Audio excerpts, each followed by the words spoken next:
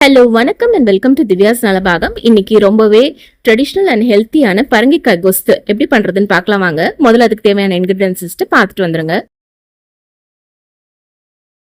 இதுக்கு முதல்ல ஒரு பேனை சூடு பண்ணிட்டு 1 டீஸ்பூன் அளவுக்கு நல்லெண்ணெய் சேர்த்துக்கோங்க.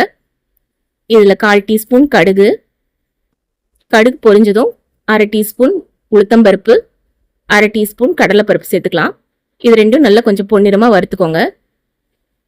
இது கூடவே ஒரு 2-3 காஞ்ச மிளகாய் சேர்த்துடலாம். அதே மாதிரி ஒரு 3 பச்சை மிளகாய் நல்ல பொடியை கட் பண்ணி சேர்த்துக்கோங்க. தேவையான அளவு கருவேப்பிலையும் சேர்த்துட்டு இதை நல்லா வதக்கிக்கோங்க. இதில் ஒரு 10 சின்ன வெங்காயத்தை நல்லா இந்த மாதிரி கட் பண்ணி சேர்த்துக்கோங்க. இதையும் நல்லா வதக்கிடுங்க. வெங்காயம் வதங்கினதும் பரங்கிக்காவை இந்த மாதிரி பொடி பொடியாக கட் பண்ணி வச்சுருக்கேன், அதையும் சேர்த்துடலாம்.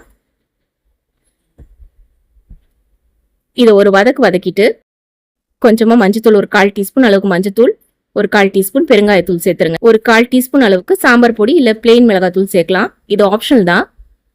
தேவையான அளவு உப்பு சேர்த்துட்டு நல்ல நீர்க்க கரைச்ச புளி கரைசலை ஒரு 1/2 கப் அளவுக்கு சேர்த்துருங்க. இது கூட தேவையான அளவு தண்ணி சேர்த்துட்டு எல்லாம் நல்லா மிக்ஸ் பண்ணி விட்டுட்டு மூடி போட்டு வேக விடுங்க. ஒரு 10 நிமிஷம் ஆகும் இது வேகிறதுக்கு. எடையே திறந்து நல்லா கிளறி விடுங்க.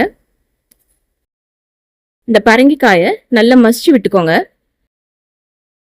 காய் இன்னும் கொஞ்சம் வேகணும், அதனால திருப்பி மூடி வைக்கிறேன். இப்போ பார்த்தீங்கன்னா நல்ல பரங்கிக்காய் நல்லா வெந்துருச்சு. தேவையான அளவு கொத்தமல்லி தூவிட்டு அடுப்பு ஆஃப் பண்ணிடலாம்.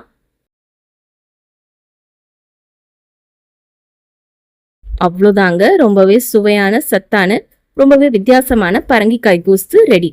இது இட்லி, தோசை, பொங்கல் எல்லாத்துக்கூடயும் ரொம்ப நல்லா இருக்கும். எப்படி இருக்குன்னு செஞ்சு பார்த்துட்டு உங்க வியூஸை கமெண்ட்ஸ்ல சொல்லுங்க. தேங்க்யூ ஃபார் வாட்சிங்.